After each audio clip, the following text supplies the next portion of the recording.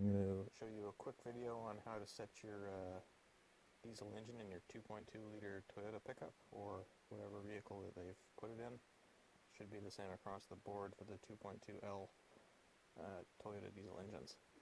This one's in a 1983 Toyota pickup truck, long box, 2-wheel drive, 5-speed. I don't know the trim package. They all look the same anyways. So, your measurements here are intake is 10 thou and your exhaust is 14 thou. You want to turn your engine over to TDC and make sure that both of your valves on number 1 here are closed for the first step here. And then you're going to do exhaust and intake on number 1, and then you're going to do intake on number 2 and exhaust on number 3.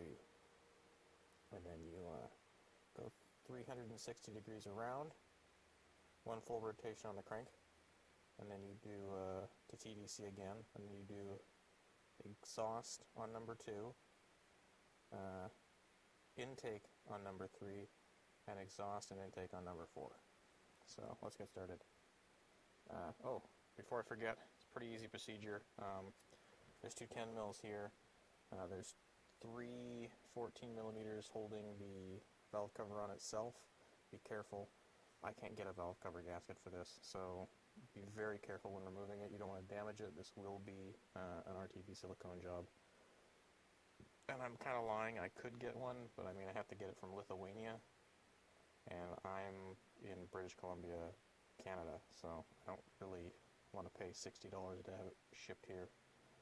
There's also a 12 millimeter bolt that holds your throttle cable onto the housing, or onto the valve cover, and then once that's off, you can remove it from your P-pump throttle control. Alright, let's get started. Next step, I have this thing on TDC. So these 2 valves are closed, and so are these 2 right here. So these 2 and these 2, you're going to skip 1 and go to the next 2. So the procedure here is, this is a 12 millimeter bolt, and you want a nice flathead screwdriver that fits very nice and snug in there. We've got our gauge here, we've got 14 and 10, so the intake is 10 and the exhaust is 14. This one right here is an exhaust, this one right here is an intake. So we're going to check this now. And as you can see, I can't get it right under that. It's going in a little bit. And the intake is the same deal, so we're a little tight here. So this truck for a little while has been hard to start, pretty much since I got it, especially when it's cold, and I've kind of been suspecting this would be the issue. So I'm going to adjust those, and then just pretty much repeat the whole process. You want to do these 2, and then these 2, and then you want to turn the bolt on the bottom, the crank bolt, the pulley, 360 around, and then you do the remainder. So it would be this one and the remainder. I will post immediately after this clip here the sacred text that I have to tell you guys exactly the procedure per the manual. After filming Editor Cohen here, this is the procedure for valve clearance. In case you're wondering where I got my material, I have the sacred text. Original. Never know what you're going to find at garage sales. I have set the first 4 valves. Everything's just get it in there.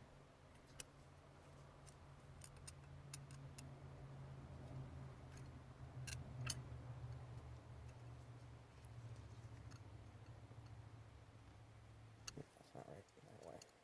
There we go.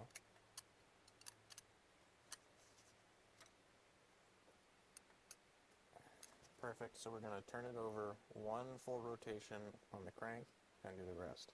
And 1 full rotation of the engine, and I'll show you guys down there. You can see I've marked there's a notch on the pulley for the TDC. So we've made 1 full revolution, Now you need to do the remainder of the valves. Here's my little diagram. But as I said before, you've already seen by now the actual service manual page.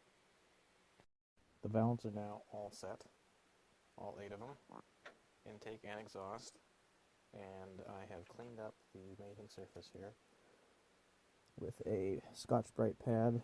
I like these purple ones. They're pretty cheap and you can pick them up at any hardware store. Cleaned it up. I've removed as much of the oil as possible from that surface, as well as the valve cover surface itself. And now I'm going to apply the thinnest layer of RTV just along here. And we're talking, like, we're not laying a bead, we're talking a film. This is just a seal. Now if your gasket is damaged, you're going to want to use a little bit more on the damaged area, but not much. Like a dab will do you lots. Like, this stuff goes really far. I've seen, I don't know how many times I've set valves for people and they've just, like toothpaste, just, or like they're icing a cake or something. You don't need that much. It's not good. You get the chunks breaking off, goes down in your engine, clogs oil passages, can do all kinds of bad stuff. Don't use a lot. Just use a film. So if your gasket popped out of your valve cover, you're going to want to do a thin film on both sides. Mine stayed in there, and it's almost as hard as the aluminum at this point, so it's not really pliable. That's what the little film is going to do. It's going to help seal it so it doesn't leak. I'm going to do that, and then I'll be back in a minute. I've applied our silicone, very thin layer. You can almost see through it in places. The only place you're going to want to put a little bit extra is right here, because there's a gasket surface there, and I mean just the tiniest bit extra, and right there, because those are the problem areas that tend to develop leaks on pretty much any gasket, like that has a surface that isn't completely flat. When you've got an inclined plane or something like that, it's going to be a problem area, potentially. Now if you've got a new gasket, unlike myself, the only place you need to put a little bit extra, or any at all really, is there, and then you should be fine. So I'm going to reinstall that, and then I'm going to show you how we're going to re-silicone, or silicone up these guys here to focus so that they don't leak or weep. Cover is back on in position, and what you want to do next, just to prevent cracking of your timing belt cover, reinstall these two 10mm and finger tighten them. Don't crank them right down yet, just finger tighten them, and that will help bring the valve cover flush with the front of the engine here, and that way, so like if you were to crank those 3 valve cover fasteners down, and this was back a little bit, you could pull your timing cover and maybe not break it, but it will warp it if you leave it like that. So these 2 in, brings the valve cover forward. That prevents warpage and damage of your timing belt cover here. So now we're going to degrease and clean these 3 holes up, and we're going to degrease and clean the grommets and the bolts up. I guess technically in this case they're nuts. And then we're going to put just the tiniest little bit of silicone around here, as well as the tiniest little bit of silicone on the head, inside the head here, and then we're going to reinstall those. All the grommet surfaces are now clean. You can see how little silicone we put on here. So I'm going to put the grommet back, and I'm going to turn it until it's centered in the hole.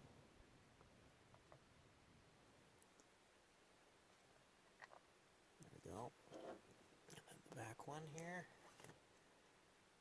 Very little silicone on there. This is just to prevent any leaks, because these rubbers are very hard. I put a little bit in there.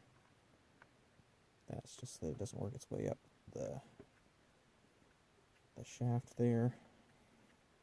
I've also allowed a little bit of time for the silicone I applied for the valve cover gasket to set up just a little bit, so that when we tighten these down, they don't make they don't squeeze it all out and we end up with a leak, though that's unlikely to happen even if you don't wait. So I'm going to get this last one with my other hand because I'm southpawed, left-handed, and I'm holding the camera with the left hand. So I'll get these done.